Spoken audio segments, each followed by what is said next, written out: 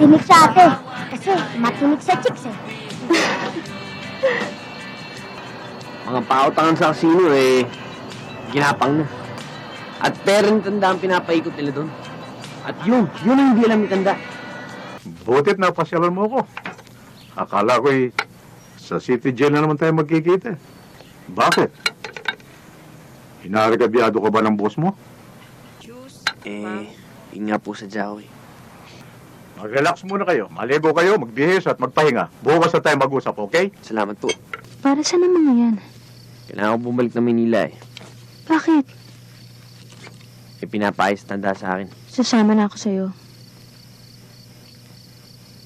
Hindi pwede. Masyado pa mainit sa Manila. Kaya mas maigi dito ka na lang. At saka, maalagaan ka naman ni Tanda eh. Okay dito. Ayoko maiwan. Baka may masamang mangyari sa'yo. Kaya kong alagaan ang sarili ko. Narinig mo ba sinabi ko?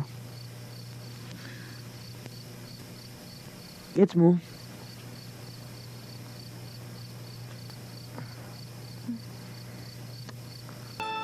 Alam mo, Danny, ipinakita mo sa akin ang isang mundo na hindi ko makikita sa Amerika. Thank you.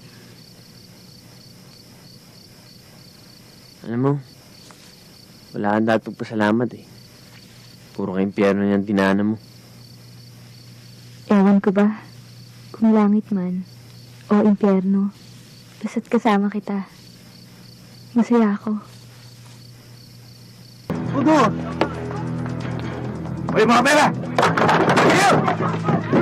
Ano kayo?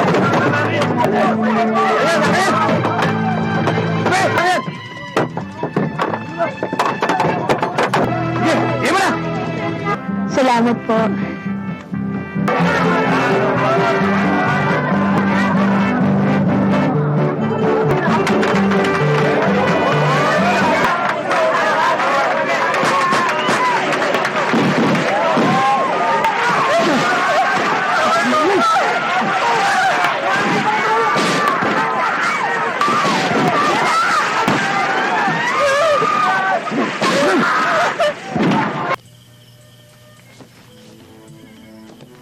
Hindi ko na naintay ang imbitasyon mo para mag-test drive tayo, kaya ako nang gumawa ng paraan.